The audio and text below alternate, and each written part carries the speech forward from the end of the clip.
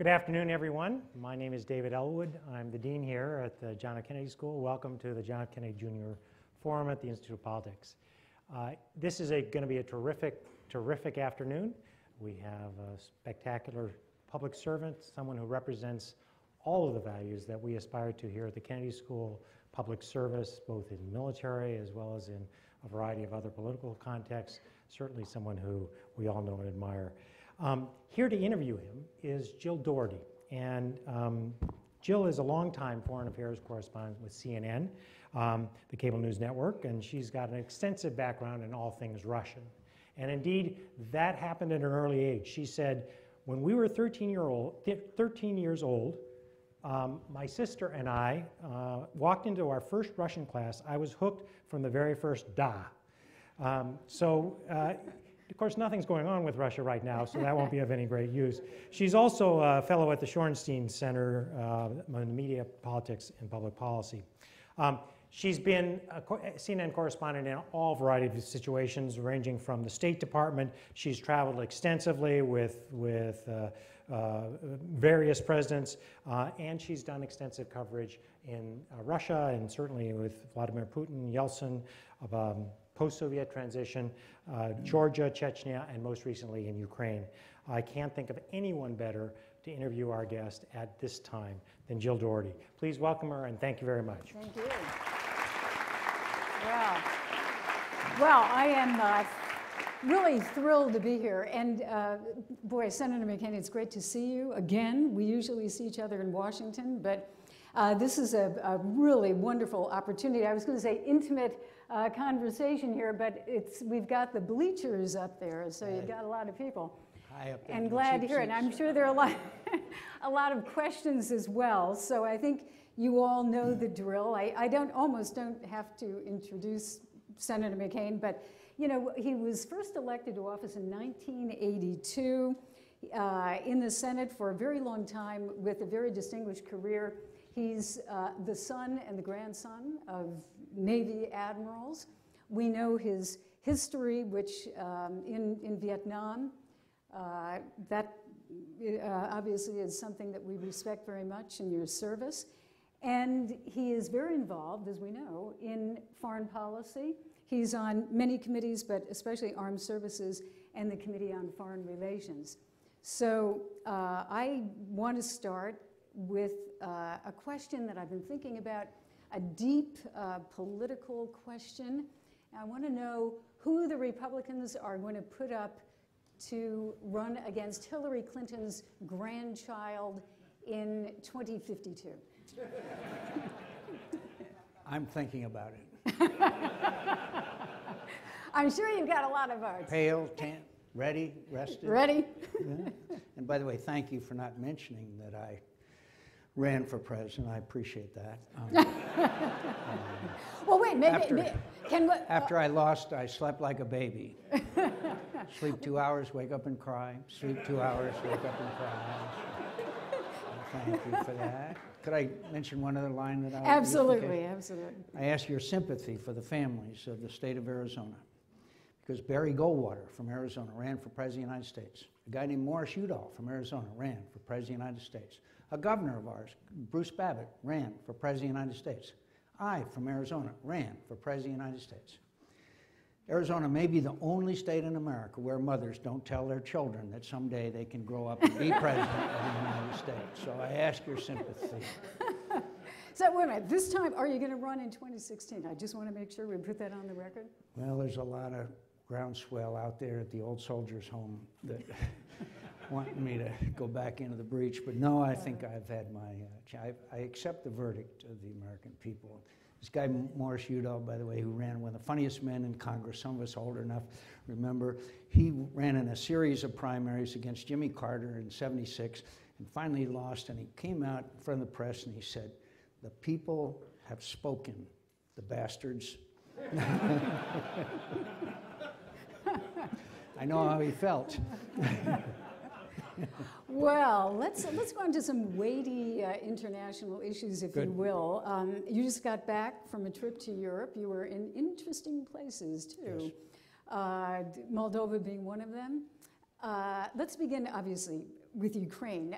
We were both in the green room back there talking about comments by the Russian Foreign Minister, Sergei Lavrov, which sounded ominous. I know I was looking specifically, he said that any attack on Russia or Russian citizens' legitimate interests would be an attack on the Russian Federation, and Moscow will retaliate in kind. I mean, what would you say right now the United States should be doing with that, it looks like, a threat? Joe, could I mention first, I think we have to understand Vladimir Putin, what he's doing right now. I predicted that he would go into Crimea because his vision of restoration of the old Russian Empire depended on Sevastopol, the naval base, which is their avenue to the Mediterranean. I'm not predicting what he's going to do now because I'm not exactly sure what he's going to. He's sure what he's going to do, because I think he's figuring both cost and benefit to further action in Ukraine. Now, he wouldn't have 40,000 troops on the border if he wasn't at least considering his options. If he wasn't going to do something more, he obviously would have pulled them back. So to ignore the obvious is, I think, really not logical. So what is he doing right now? He's fomenting the unrest and taking over the cities with pro-Russian people, little green men, as they call them. And the government in Kiev, which is very weak and very new, is having to try to decide what their reaction is to all this. Should they go in and try to take some of these city halls and places back? Or should they just sort of hope that Vladimir is satisfied? The general who's the head of NATO, General Breedlove, and I talked the other day, he thinks that among other options that Putin is predicting is to go across the south, take Odessa, which is one of their key ports for moving a lot of things, including drugs and arms and other things, and go up to Moldova, where in Transnistria you've got 1,500 Russian troops, quote, peacekeepers there, and of course Moldova has no military whatsoever. That's one of the options that he's considering. The other one, of course, is to foment this unrest, try to disrupt the elections that are going to take place on May 25th, and also to delegitimize, to a large degree, those people who are taking over their government. Remember, in 2009, 2004, they had another uprising, and obviously it turned to ashes because of corruption and a whole lot of other reasons, which we won't waste time on. So I think the first thing we have to understand is, what is Vladimir Putin? Who is he? What does he want? And what are his aspirations? We know about the ruble crashing. We know about their stocks going down. We know all about that. But his popularity in Russia has skyrocketed. And he says that he can make up for the sanctions by selling oil and gas to China. Yeah, and I think he probably can, although that's going to take some construction, obviously. So Vladimir Putin is a KGB colonel that wants to, he said on several occasions, not me, but he said, the greatest disaster of the 20th century was the breakup of the Soviet Union. So if we understand Vladimir Putin and what his ambitions are and who he is, then I think we can adequately develop a response that could be effective. And it has to be pretty tough. What is that, though? Well, to start with... If they go across the border with troops, what do you do? From short-term, providing the Ukrainians with some defensive weapons. Now, this is how ludicrous this situation has become. They wanted to give MREs, the meals ready to eat, to Ukraine, but they didn't want to fly them in American airplanes because they didn't want to provoke Vladimir Putin. So they sent these MREs in by trucks. And by the way, we found out in Syria that MREs don't do very well against helicopters and tanks. But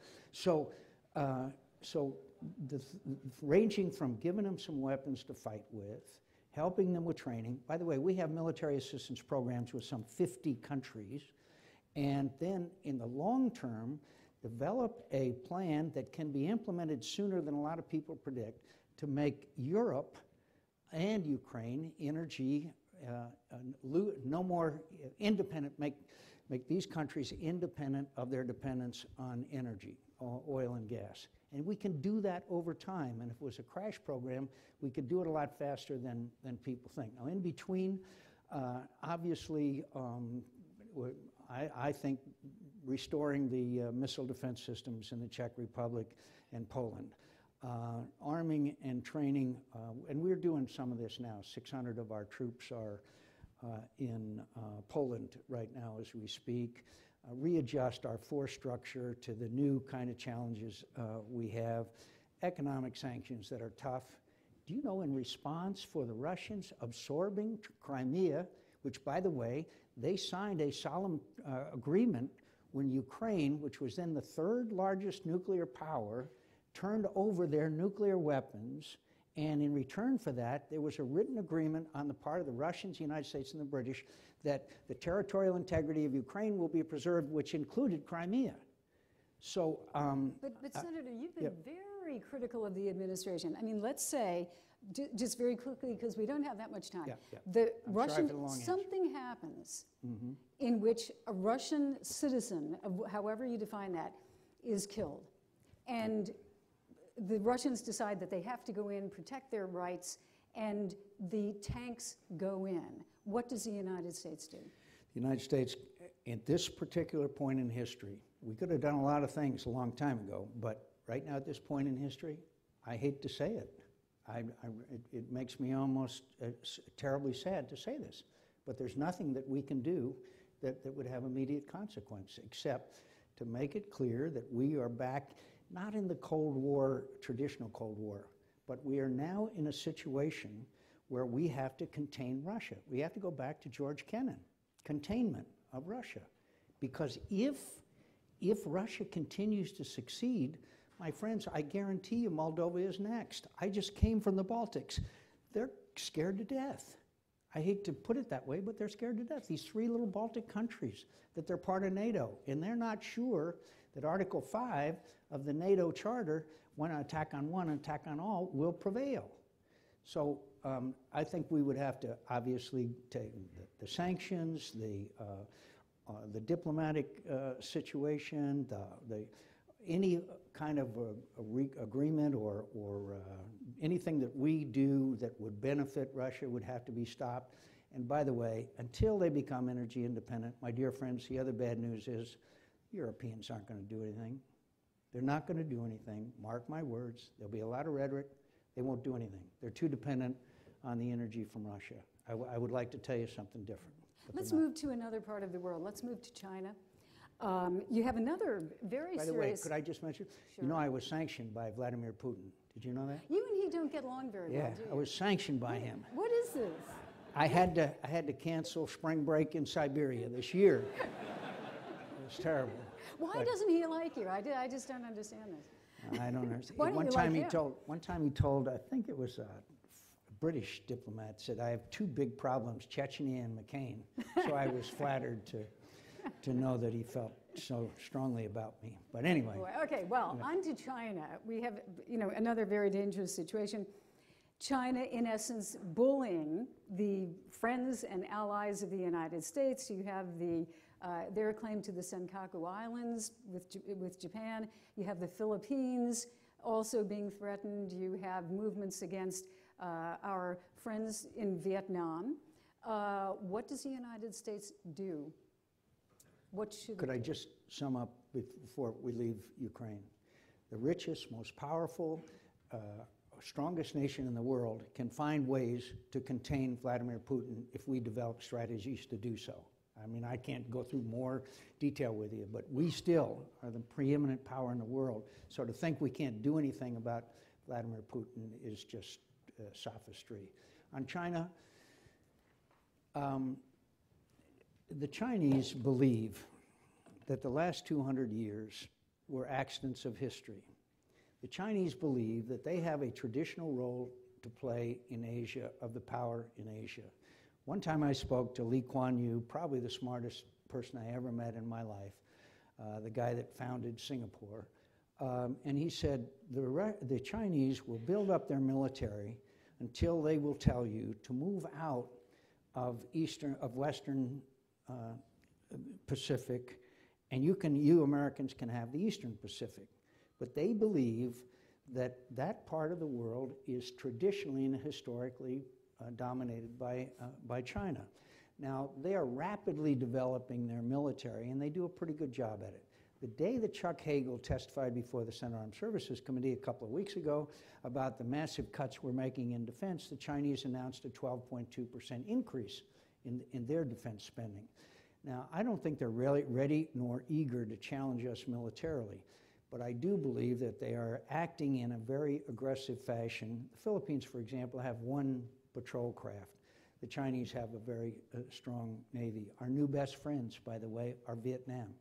Which shows, well, there's a ship named after my father and grandfather that is in the Pacific and made a port visit to Da Nang not long ago, which shows if you live long enough, anything can happen. But but one effect it has had, Jill, is it has really united nations, united them in a way that not many years ago we would never have predicted.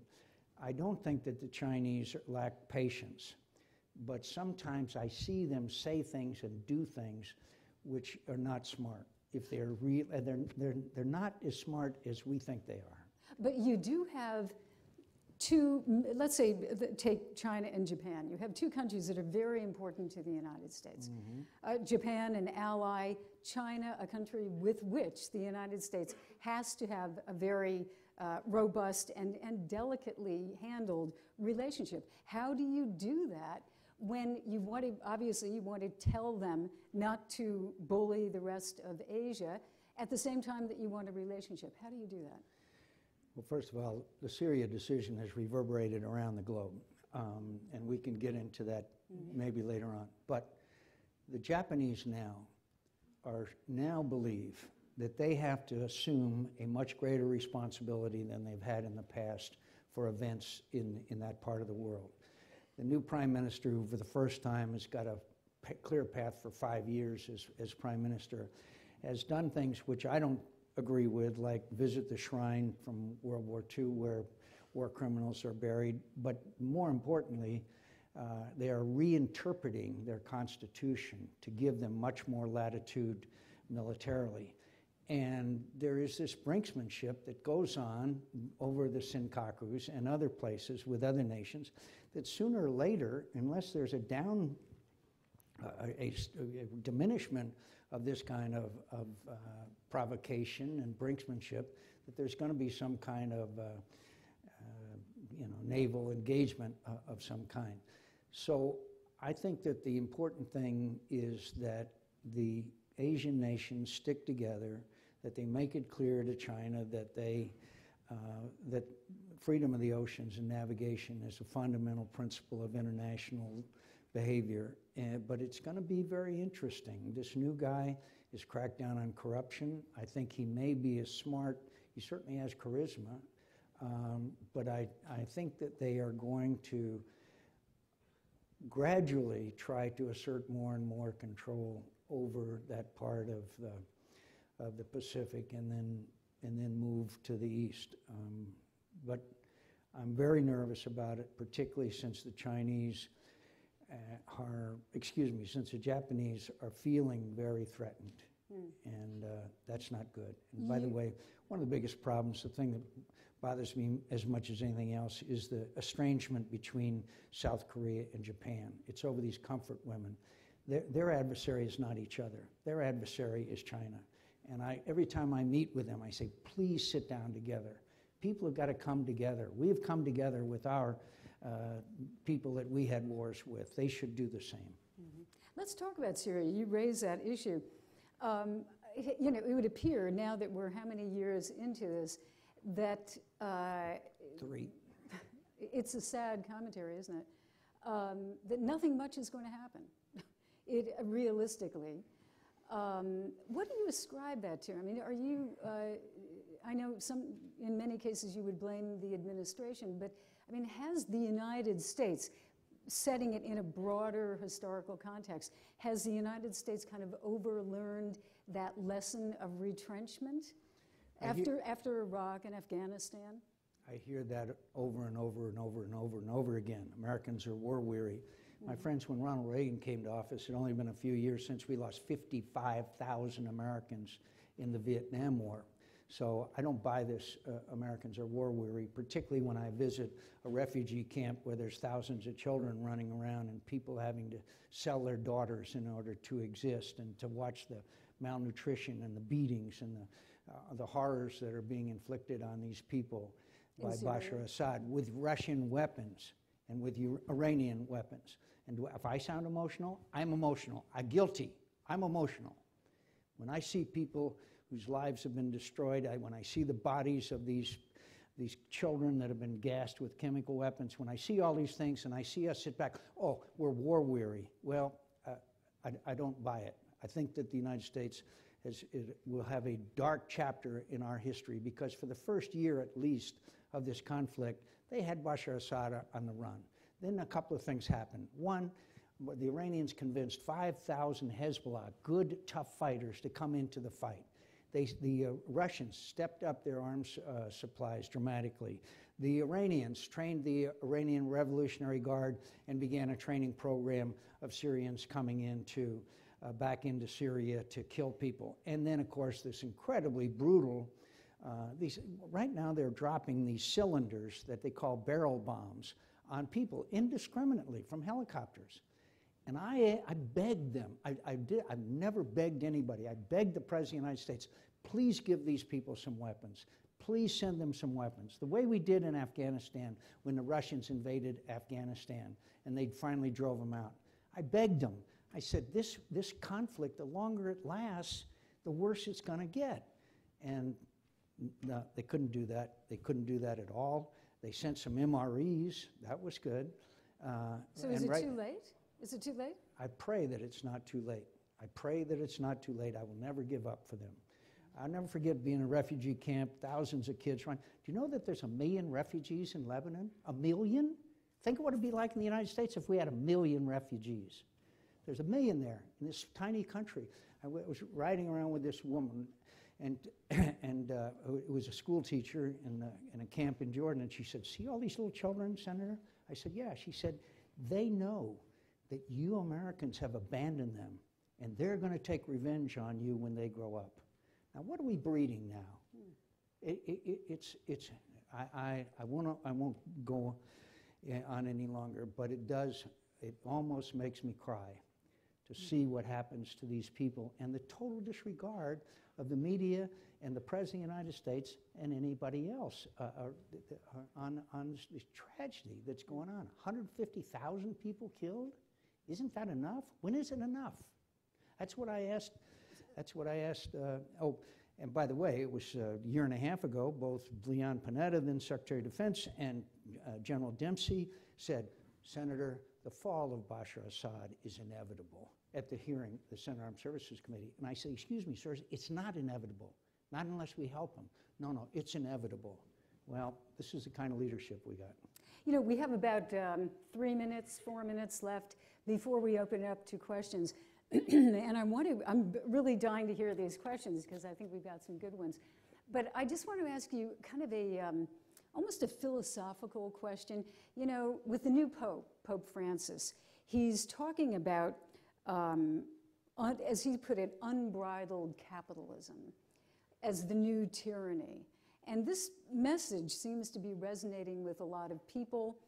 Do you subscribe to what he is saying about capitalism and the need to really help people who are less fortunate, but especially the comments about capitalism? First of all, I would hate to disagree with the Pope, but I do. We'll give you a dispensation. I do agree. I do agree that there is a rising gap between the wealthiest and middle income and lower income Americans. The facts substantiate that, and obviously, with the new innovations of technology, there's more and more opportunity for well-educated, and there's less and less for those who are less educated. And I think a big part of the problem goes back to quality of education. And I know everybody in this room is grateful for having the opportunity of being here at this institution. And I hope you'll pay back by looking at programs such as Teach for America and others. It's the end of the commercial. I think that we have to look at education, but frankly, we also have to look at the tax code, which we have a tax code that's high. If there's anybody in this room that understands our tax code, please raise your hand. I'd like to bring you to Washington. So we need to reform the tax code. We need to have a better education system. We need to have, I'm offended when I hear one of these CEOs make $58 million for 14 months in his job. I think I saw the other day. I'm offended by that. But I also don't agree that the way to level it is to bring wealthy people down. I believe the way to do it is to bring people who are less well off up. And so that may be a slight nuance that I have. So he's not a Marxist? No, I don't think so. I think that we should all be for equal opportunity for all of our citizens, and that's not the case today. And that's another reason why we need immigration reform. Okay. Well, I think we're right on time to open it up to questions. And we have 4 microphones, 1, 2, and then, where's it? Oh, there it is, 3, 4.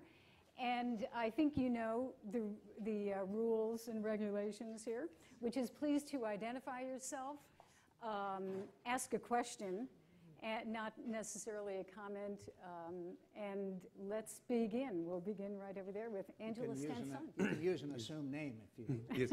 Hi, Senator. Thank you so much for speaking. My name is Alex Yergin. I'm a joint student between the Kennedy School and the Business School. I'm the president of the Business School Republicans.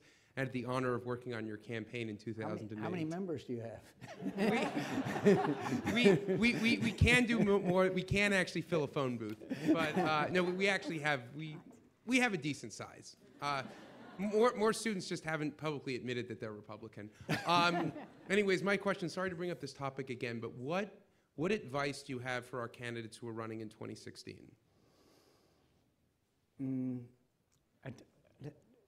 The biggest thing I think to win is to make sure that you believe what you say.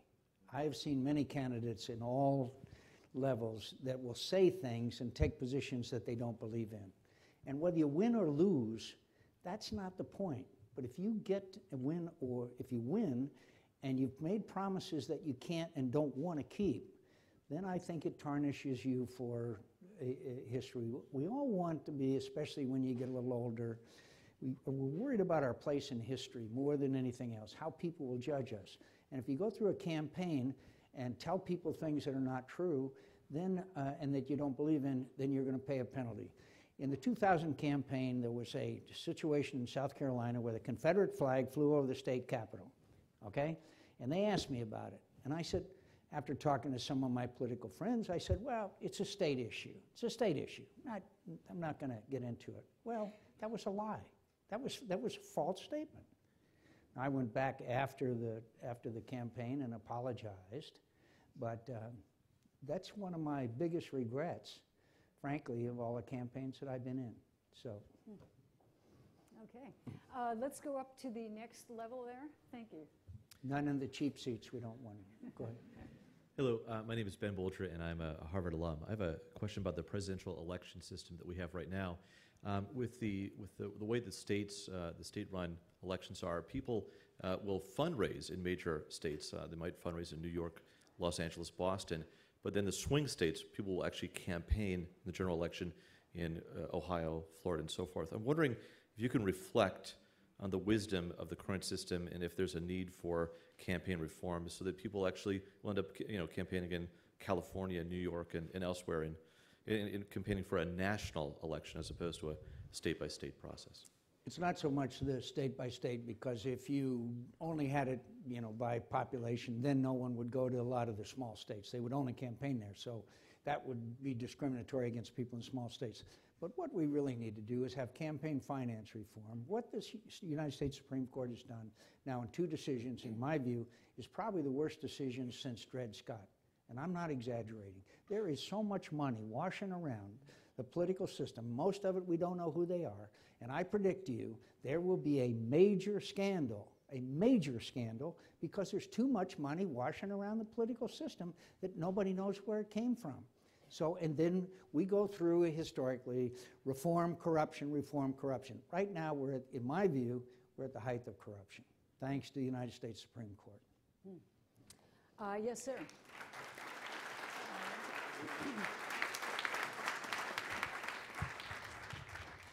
Hi, Senator. My name is John Soylu. I'm a college from Turkey. I'm a college senior from Turkey. And I have huge respect for your service, and I wanted to thank you for coming here. I have a question about your activities, your activism abroad. I was wondering how you coordinate these activities with, the State Department, and do you ever worry about the optics sort of helping people like Putin who think the U.S. is behind everything?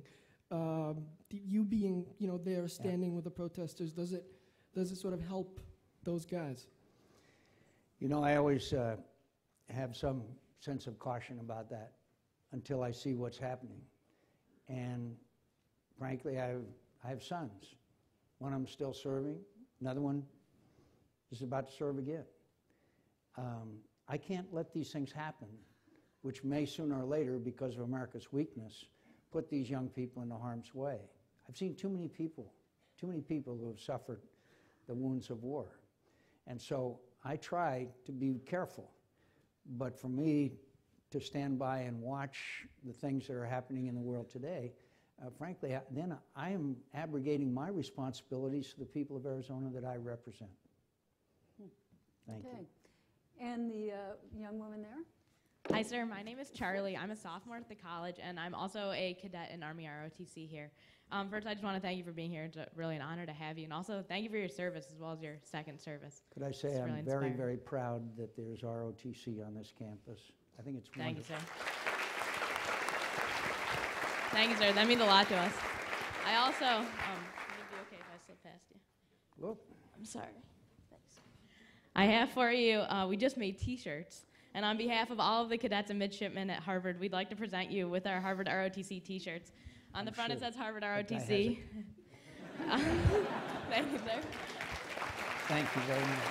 Thank you. All right. Thank you, sir. Excellent. Excellent gift. And do you have a question? I do, yes, as well. 2 years ago, as you know, sir, ROTC was welcomed back to Harvard. And in many of the schools here, the military and veterans are truly embraced. Unfortunately, we haven't really found that at the college. ROTC has been welcomed back in name only. At best, they are indifferent to us. At worst, they create obstacles really to our success and to our growth. So I was wondering first how you think we can convince institutions like Harvard that the military really is important and really will benefit Harvard to be a part of that process. And also second, we have 24 students out of a population of 6,000 college kids who are in Army ROTC. So how do we convince students at colleges like Harvard that the military truly is important and it's a career that they should consider? I hope some of the student leaders and faculty that are respected and admired would promote more the concept of military service. Harvard ranks amongst the highest of applicants for Teach for America, a wonderful program where people, as you know, go into inner cities and Indian reservations, etc. I'd like to see that same kind of emphasis given to those who might consider a career in the military as well. But I think there's been a big step forward. In my generation, when people came home from Vietnam, 18, 19, 20 years old, they were badly treated by the Americans. And at least today, and I'm very proud that Americans treat, whether they are for or against our involvement in these conflicts, they treat them with respect and honor them. So we've come a long way, and maybe we can get Harvard to go just one step further. Thank you. Thank you. Yes, sir. Thank you so much, Senator McCain. My name is Sitza Gofard. I'm a junior at the college, and it's such an honor and a pleasure to have you here to hear you speak. Thank you for your service. I wanted to ask you about gun control and reducing gun violence in America. You'll remember that it was in Arizona where a U.S. representative was shot and several others were killed. And since then, there have been too many tragic incidents of gun violence across America in schools and theaters. It's also an issue that the Republican Party is grappling with a lot. So what is your take on what needs to be done to reduce gun violence in America. And let's say you could pass any legislation in the Senate. What would that legislation include? We did pass legislation, a Toomey Manchin bill, which tightened up on background checks, which I thought I voted for. And it is an emotional issue. It is one that divides our country a lot between rural and urban. And it is a constitutional issue as well in some respects. Certainly, a lot of people interpret it as a constitutional issue. I voted for the Toomey Manchin and supported that compromise. If there is further compromise that we can get done on a bipartisan basis, I would be glad to do that. At the same time, people do, and it's clear in the Constitution, have the right to own weapons. And there are some places, for example, in Chicago, where more murders are committed than any place else in the country, and they're done with handguns. And so does that mean we should outlaw handguns? I'm not sure that that's the answer. I think it's a cultural problem, and equally troubling, of course, are these people that decide to take weapons into schools and other places. It's a terrible problem, and we've got to try to figure it out. And I know that's not a very good answer because I wrestle with it all the time. All right, up there, please. Well, hello, Senator. My name is Martin Vaivods. I'm a second year at the business school. I'm also one of the few Harvard students from Latvia, and I would like to take the opportunity to thank you for your support and solidarity.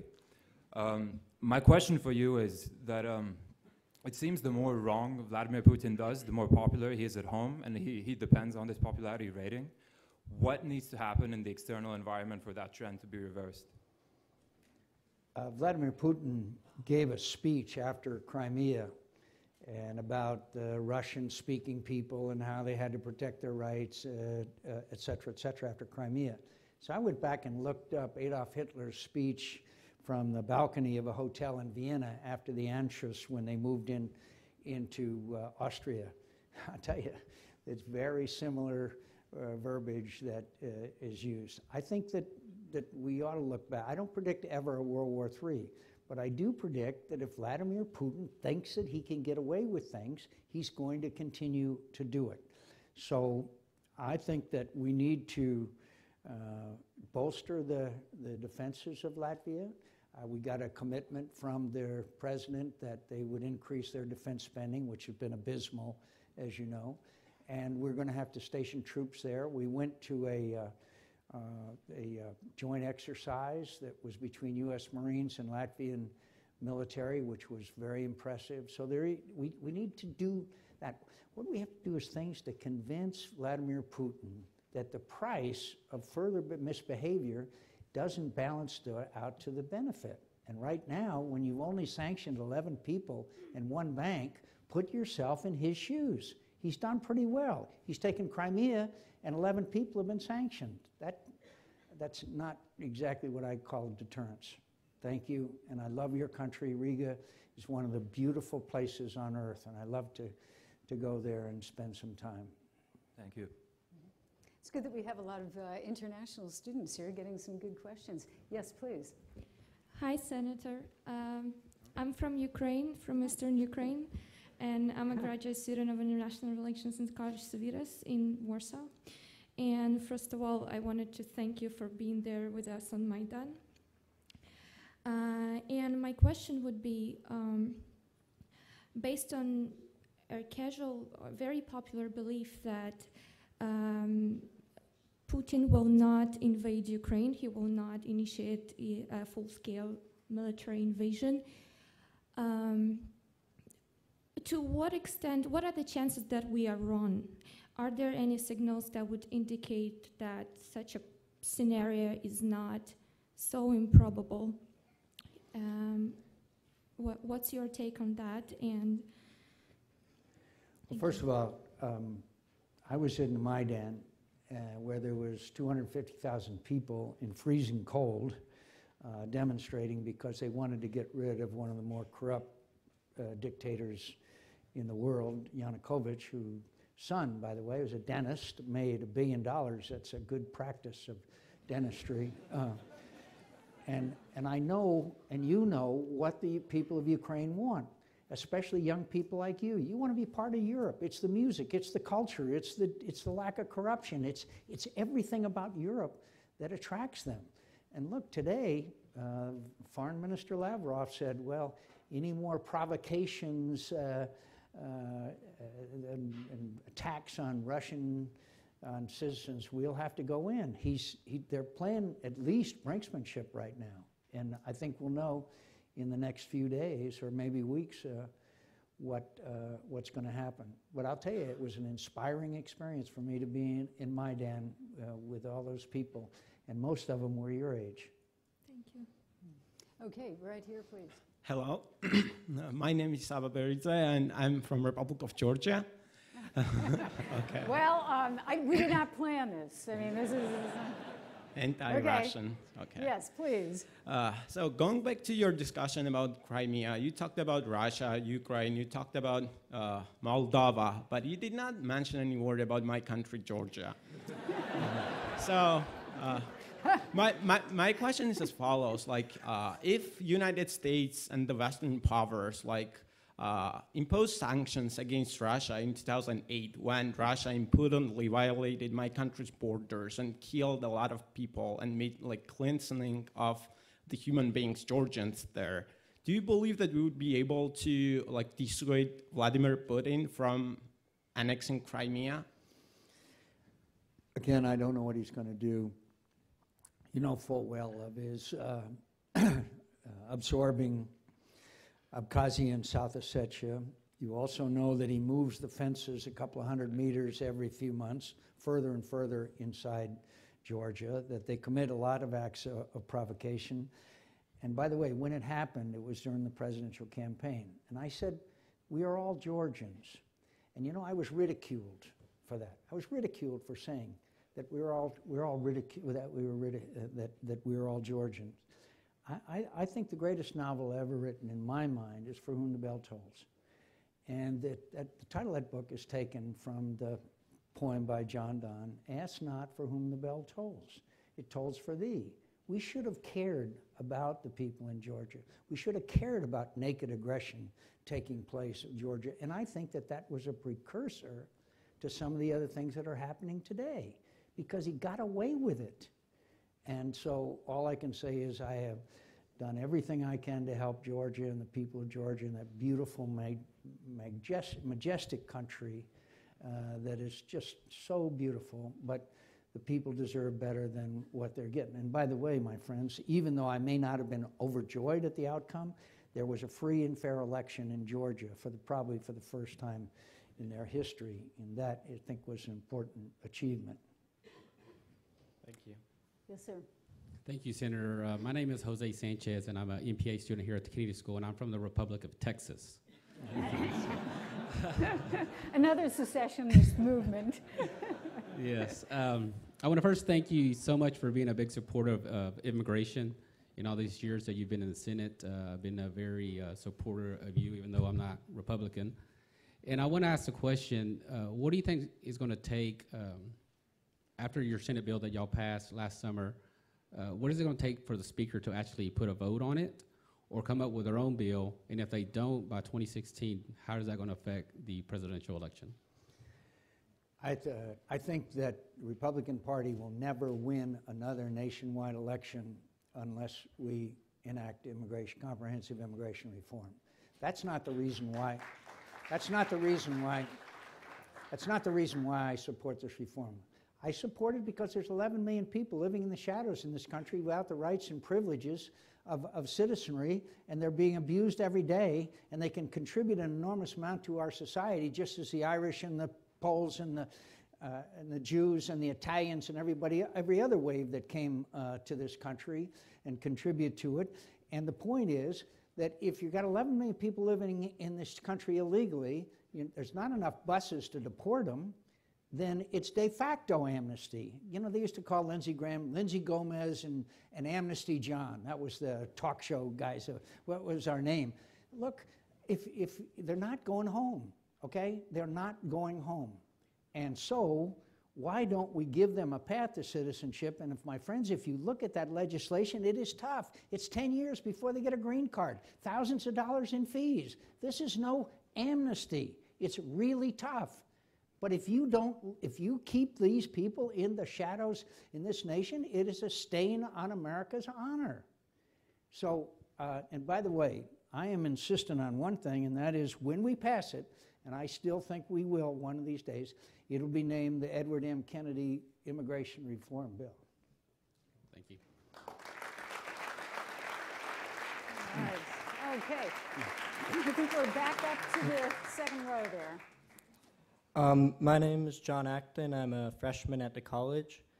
And you, of course, are a Republican. It's okay, I am too. Some call me Rhino. But in the Republican Party today, there's definitely an increasingly vocal and influential strand of thought that's, I'd say, pretty fundamentally ideologically opposed to almost everything you've said today. And I'm curious, what is it about the Republican Party that you think makes it the party with the best vision for this country? And if this strand of more libertarian thought continues to grow in the party, would it still be a party that you think has the best ideas for America? I think, first of all, and the reason why Republicans took control of the House of Representatives was a lot to do with the economy. And the economy, when people are frustrated about their lives and the chances of success and their jobs, they become angry at government, and that's understandable. And there's always been in our party a wing that's kind of an isolationist wing that more manifested in foreign policy, the so-called America Firsters before World War II and after, with the Taft-Eisenhower wings of our party. There's always been that battle. But in 2010, there was a movement called the Tea Party, and they won a lot of elections. Not unfairly. Nobody stuffed the ballot box. It was expression of the majority of the people. And they got majority in the United States Congress. Does anybody contest that election? Of course not. It was a manifestation of the frustration that a large majority of Americans, particularly in states that are between the coasts, that had had enough. And so we have battle in the Republican Party. And those are with primary challengers. If I run again, I guarantee you I will have a primary challenger. As Ted Kennedy once said, a fight not joined is a fight not enjoyed. But the point is that we have that battle. In the 70s, the Democrat Party went through a huge struggle. And then Bill Clinton came along and united the Democratic Party. And we're going to have to come together. We are going to have to. And I see some signs of progress in that direction. Look, I'm of the party of Ronald Reagan. And I still think that history will judge Ronald Reagan as one of the greatest presidents in history. And Ronald Reagan said there's the 11th commandment, and that is you don't speak ill of your fellow Republican. And Ronald Reagan said if a person is with me 80% of the time, he's with me. Now there's an element that says you've got to be there 110% of the time, and we're going to have that battle. Who's running the party then? I think that one, Reince Priebus is doing a good job as RNC. But also, with all this outside money, you know, who was it that said money is the mother's milk of politics? With all this outside money coming in, it diminishes the influence of the party. A candidate now can go to, what do they call themselves, Demint's outfit, Fund for Conservative, and they can go to them and get hundreds of thousands of dollars. Club for Growth or one of these where they don't have to rely on their base of small donors and supporters. Mm-hmm. Okay. Well, more questions. Yes, sir. Hi, Senator McCain. I'm a freshman in the college, and my name is Victor Scanderi. I'm also a member of the John F. Kennedy Jr. Forum Committee. And I have a question for you from one of our Twitter followers, Thomas Goddett. What do you think about the Supreme Court's latest decision striking down aggregate campaign contributions? I kind of mentioned that earlier. I think it's a disgrace. I think it's, you know, when my favorite anecdote, when Jack Kennedy became president, he hired and put in his cabinet the smartest and best and brightest. They were called the best and the brightest in America. McNamara and Rusk and all these people. And they went to Lyndon Johnson, who was then vice president, and said, what do you think about all these best and brightest people in America? And Lyndon Johnson said, I just wish one of them had run for county sheriff. Now, I just wish one of these Supreme Court justices had run for county sheriff. They would know the realism. Since when is money speech? If money is speech, then the person with the most money speaks the loudest.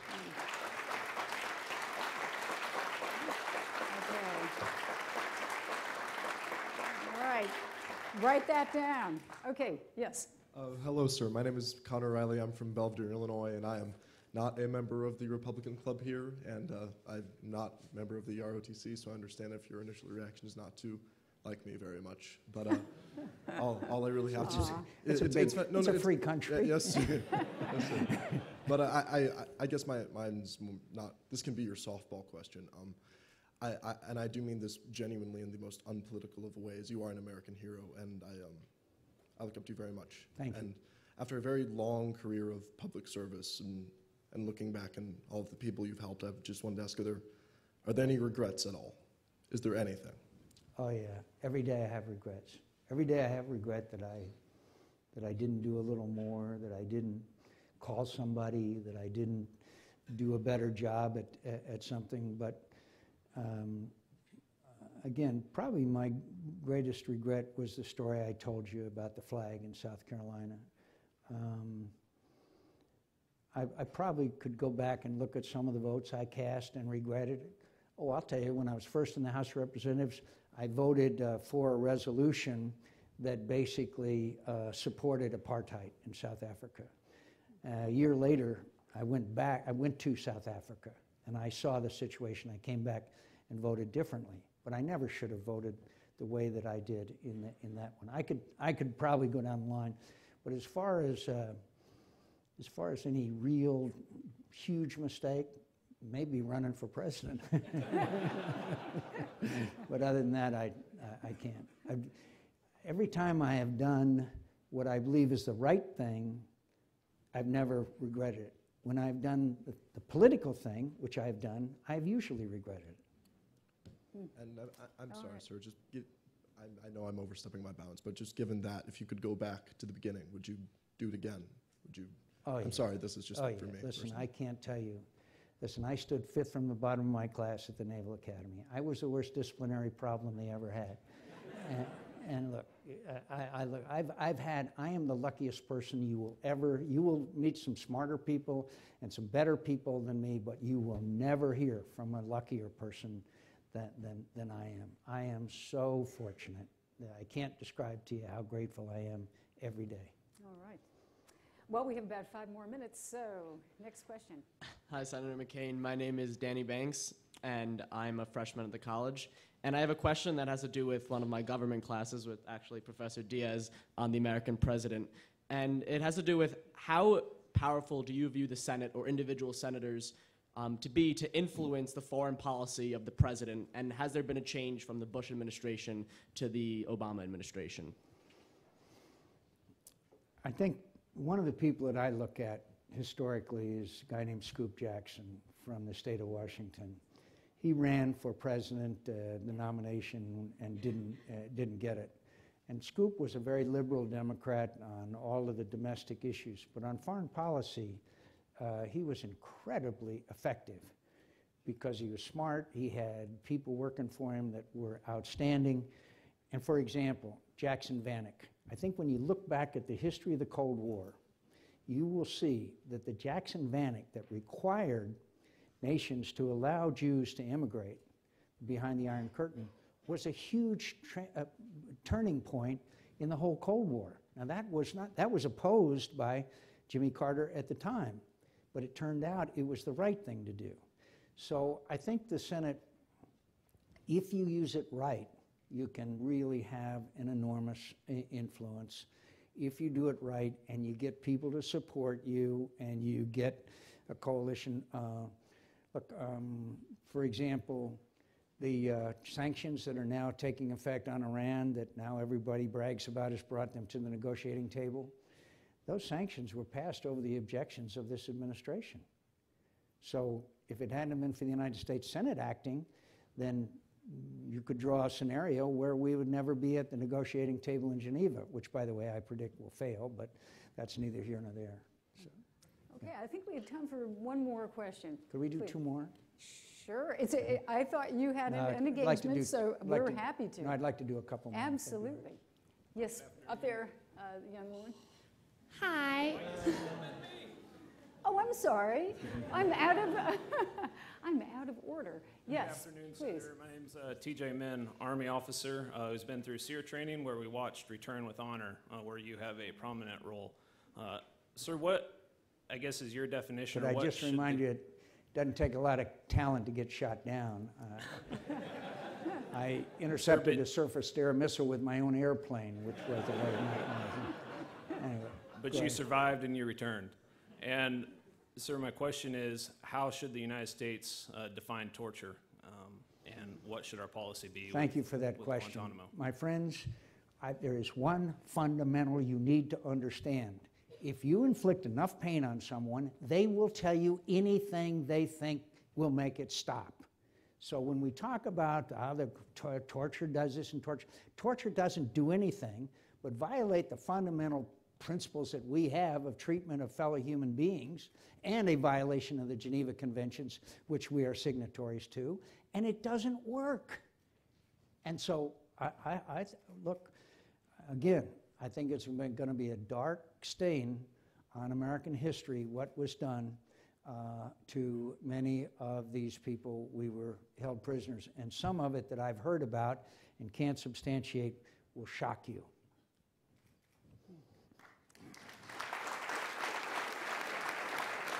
Could we do these Sure, two? absolutely, yes. Hi, my name is Auden Lawrence, and I'm a sophomore at the college, and I just want to thank you for being here. I have nothing but the utmost respect for you, and I'm so glad you're finally here. I've wanted you to come since I stepped on this campus and realized we had this opportunity, so thank you. Thank you. I think that a See, lot I of knew I asked for more questions. I think you got a lot more Republicans in the tent. I think that there are a lot of people who would look at what's going on in Congress right now and kind of more broadly around our country and kind of see this gridlock and be disillusioned. And I think you are nothing if not someone who is a champion of compromise and has proven that it is possible. And so I'm wondering if you have any advice for how people who still believe in the power of collaboration and compromise can make that happen today. Be glad to. One more word about torture, my friends. It brutalizes the torturer, too. There's a great film, a very old film, called To Die in Algiers, and if you ever want to, it's a really graphic demonstration when the French tortured people in Algeria. I think we are making a little progress on that front.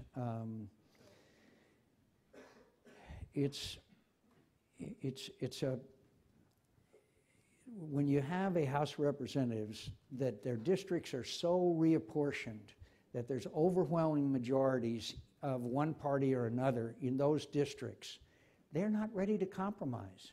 They're just doing what the majority of their constituents told them to do, and that's stand up for conservative or liberal, whichever it is, and that's a big problem. In the United States Senate, Harry Reid and I have known each other for many, many years, and we get along as friends very, very well.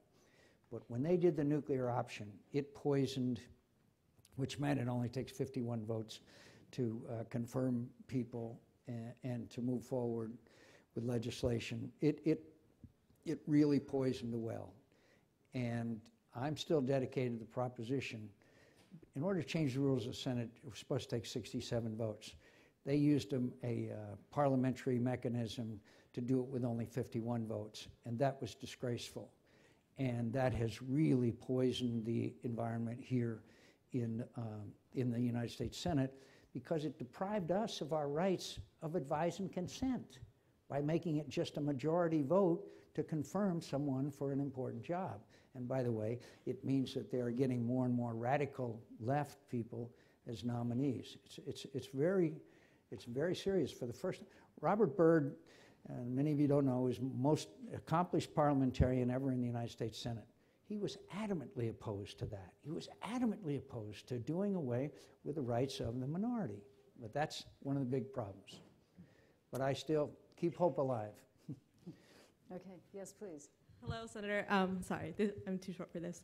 Thank you again for coming here, and thank you for your service. My name is Denise Garcia, and I'm a senior here at the college. My question regards Hispanic voters. So the state of Arizona is not very popular amongst the Hispanic community for certain laws that have been passed. What can the Republican Party do to not only reach out to Hispanic voters, but also other constituencies such as youth, young voters and female voters to demonstrate that? In the state of Arizona, we passed a bill that was very harsh, to say the least, and most of which has been declared unconstitutional, and it hurt us very badly, economically and job creation-wise and otherwise. Since then, we've been able to back off of that kind of behavior, generally speaking.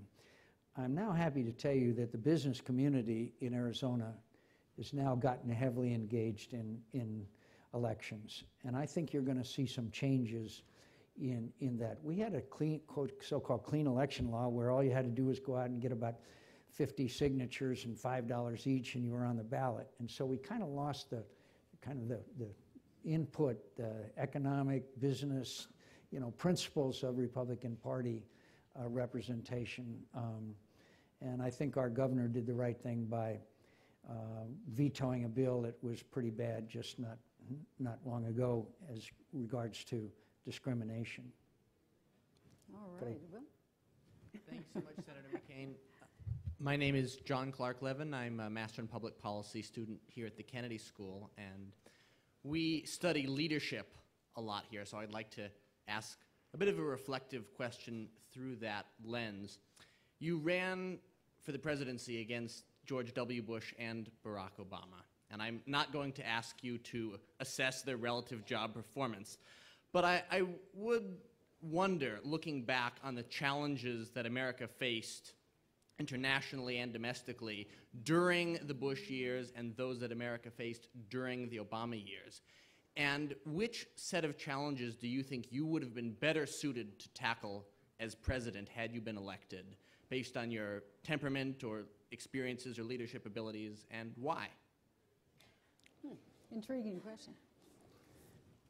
One of the things that I would have been different from both, one of the aspects, is understanding Vladimir Putin.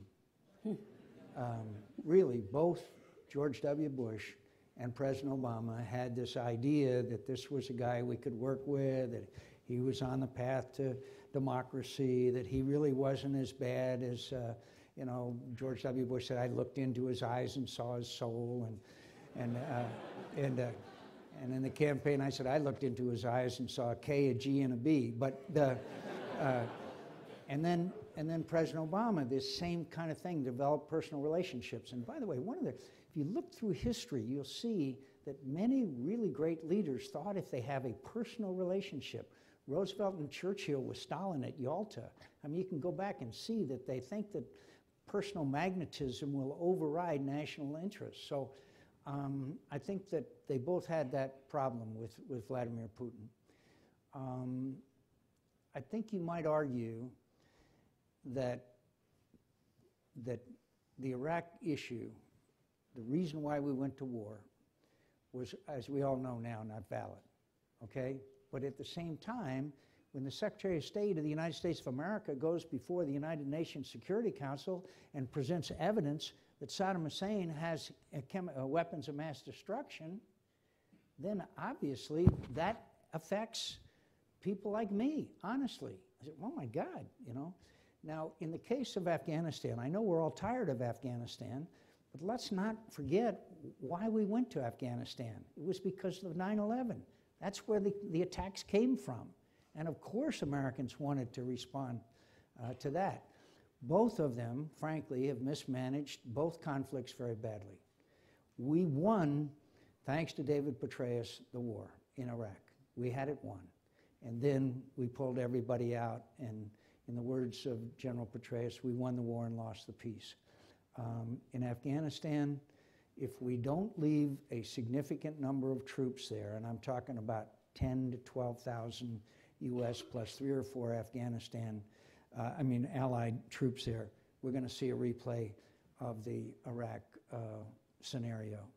My friends, the bloodiest battle of the Iraq conflict was the second Battle of Fallujah. We lost 96 soldiers and Marines, 600 wounded in that battle. Today, the black flags of Al-Qaeda fly over Fallujah. And when I meet these family members, it's a little hard for me to explain to them what happened, because we had it won. But look, for me to critique people that beat me, defeated me in an open and honest election, I think is a little bit small-minded of me. And so I've tried not to be critical of either one of them in the respect that how I would have done it different. And so I've tried not to do that. We've probably come to the end of our leash here. Could I just say that the last time I was here, I encouraged national service. People your age are criticized by old geezers like me for being your music and lifestyle and all of those things. But yet I see in this group, and I see in young Americans, a greater willingness to serve the country, frankly, than my generation. So I just encourage you to try to think about being involved, whether it be in a small way or whether it be devoting a year or two of your life after graduation to a lot of the programs that are available, and there are so many. I'm a great believer in national service. Again, I've never met anyone who didn't engage in one of these programs that wasn't forever grateful for having been a part of helping somebody else. And there's nothing greater than serving a cause greater than your self-interest. I thank you. Thank you very much.